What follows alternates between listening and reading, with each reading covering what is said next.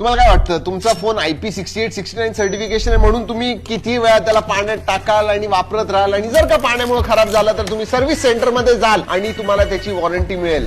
नाही मित्रांनो, नाही होणार आहे. कारण की ब्रँड स्पेसिफिकली सांगतं की IP सर्टिफिकेशन किंवा पाण्याचं काहीतरी प्रॉब्लेम असेल तर त्याची वॉरंटी तुम्हाला मिळणार नाही. IP68 69 चांगलं असतं जेव्हा पाण्यात एक दोनदा जर का तुमचा फोन गेला, पण लोक काय करतात, अंडर वॉटर फोटोग्राफी, सारखं दिवसभर पाण्यात वगैरे नाही, हे अशा गोष्टी चालत नाही. कारण की over a period of time त्याचे जे गॅस्केट्स वगैरे असतात ते लूज होतात, पाणी जाण्याची शक्यता वाढत जाते जितकं तुम्ही जास्त फोन वापरत जाता, आणि त्यामुळे IP68 चं जे प्रोटेक्शन असतं ते काय आयुष्यभर तुम्हाला मिळत नाही, हे लक्षात ठेवा.